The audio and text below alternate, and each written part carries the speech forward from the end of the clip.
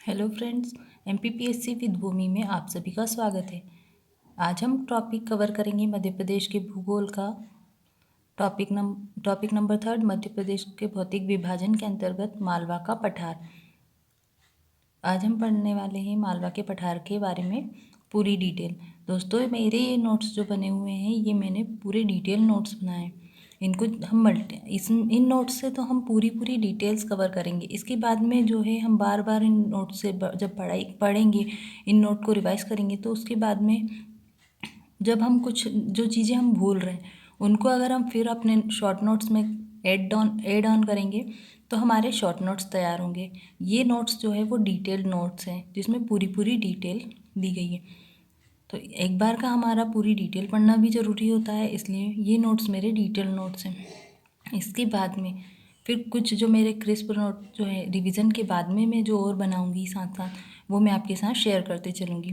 तो आज हम टॉपिक पढ़ रहे हैं मालवा का पठार। मालवा के पठार में हम पढ़ रहे हैं स्थिति।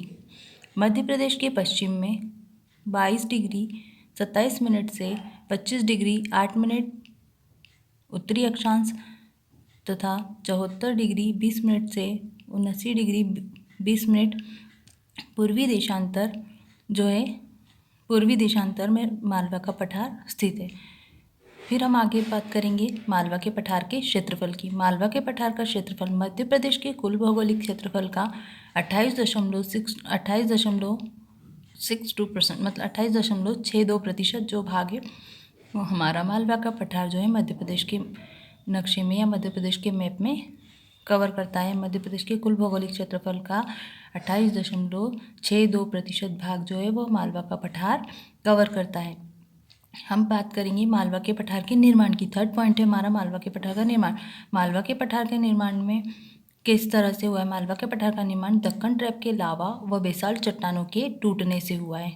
मालवा के पठार का निर्माण दक्कन ट्रैप के लावा और बेसाल्ट चट्टानों के टूटने से हुआ है। फिर हम बात करेंगे अगली संबंधित जिलों की। तो मालवा के पठार में कौन कौन से संबंधित जिले हैं? तो मालवा के पठार में इंदौर, उज्जैन, देवास, आगर मालवा, रतलाम, धार, झाबुआ, राजगढ़, विदिशा, भोपाल, शाजापुर आदि जिले मालवा के पठार से संबंधित हैं। अगला पॉइंट हम पढ़ेंगे जलवायु। मालवा का पठार जो है यहाँ पर किस प्रकार की जलवायु पाई जाती है? तो मालवा के पठार में समशीतोष्ण जलवायु पाई जाती है जो कि ग्रीष्म में साधारण गर्म और शीत ऋतु में साधारण ठंडी होती है। एक बार फिर से मैं रिपीट कर देती हूँ। मालवा के पठार में जलवायु समशीतोष्ण जलवायु पाई जाती है, ग्रीष्म में साधारण गर्म और शीत ऋतु में साधारण ठंडी। फिर हम बात करेंगे वर्षा की। मालवा के पठार में वर्षा 75 से 125 सेंटीमीटर के लगभग होती है। अगली बात हम करेंगे वनों की। तो मालवा के पठार में वन जो है वो शुष्क पर्णपाती वन पाए जाते हैं। मालवा के पठार में शुष्क और पर्णपाती वन पाए जाते हैं, जैसे कि बबूल, पलाश, तेंदुपत्ता आदि मिश्रित वन जो है, मिश्रित प्रकार के वृक्ष जो है मालवा के पठार में पाए जाते हैं। इन वृक्षों में सागौन, साल, बांस आदि के वृक्ष भी मालवा के पठार में पाए जाते हैं। फिर हम बात करेंगे मिट्टी की। मालवा के पठार में काली मिट्टी पाई जाती है जो कि फसल के लिए बहुत उपयोगी है और यहाँ की जलवायु भी बहुत ज़्यादा अच्छी होने के कारण मालवा का पठार जो है बहुत ज़्यादा उपजाऊ होता है, उपजाऊ पठार है। यहाँ पर फसल बहुत अच्छी होती है दूसरी जगह के पठारों की तुलना में। फिर हम बात करेंगे फसल की। फसल सोयाबीन, गेहूँ, ज्वार, मूंगफली आदि फसलें जो है मालवा के पठार में बोई जाती है। फिर हम अगली बात करेंगे नदियों की। नदियाँ मालवा के पठार में चंबल, शिप्रा, पार्वती, गंभीर, खान, माही आदि नदियाँ जो है वो प्रवाहित होती है। अगली बात करेंगे हम खनिज की। मालवा के पठार में कौन कौन से खनिज पाए जाते हैं? तो मालवा के पठार में रॉक फॉस्फेट पाया जाता है। मालवा के पठार में रॉक फॉस्फेट पाया जाता है। उसके बाद में ये थे हमारे मालवा के पठार के कुछ बिंदु जो हमने डिटेल में पढ़े।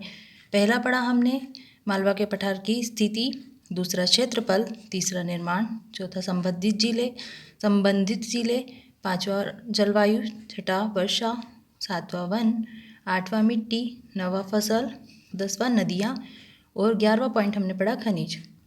अब हम बात करते हैं मालवा के पठार की कुछ विशेषताओं की।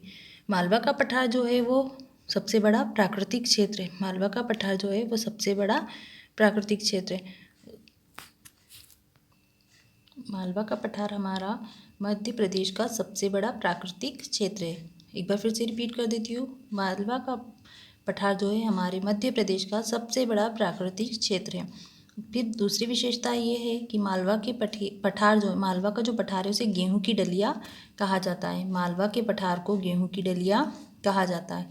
तीसरी विशेषता मालवा के पठार की यह है कि मालवा का पठार से कर्क रेखा गुजरती है। मालवा के पठार से कर्क रेखा गुजरती है। मालवा के पठार से कर्क रेखा गुजरती है और ये मालवा के मध्य से गुजरती है। फिर चौथी विशेषता यह है कि सबसे ऊंची चोटी, मालवा जो है उसकी सबसे ऊंची चोटी सिगार चोटी है। मालवा की सबसे ऊंची चोटी सिगार चोटी है, जिसकी ऊंचाई 881 मीटर है। जिसकी ऊंचाई 881 मीटर है। मालवा में और भी 2 चोटियाँ हैं जिनकी ऊंचाई और नाम इस प्रकार। दूसरी चोटी है जाना पाव चोटी जो कि 854 मीटर है, जिसकी ऊंचाई। दूसरी चोटी जाना पाव चोटी जिसकी ऊंचाई 854 मीटर है। तीसरी चोटी है धजारी चोटी। तीसरी चोटी है धजारी चोटी जिसकी ऊंचाई 810 मीटर है, जिसकी ऊंचाई 810 मीटर है। इसकी पांचवी विशेषता है कि चीनी यात्री फाहियान ने मालवा की जलवायु को सर्वश्रेष्ठ जलवायु कहा है। चीनी यात्री फाहियान ने मालवा की जलवायु को सर्वश्रेष्ठ जलवायु कहा है। तो दोस्तों आज का टॉपिक था हमारा मध्य भारत का पठार और ये टॉपिक यहीं समाप्त होता है।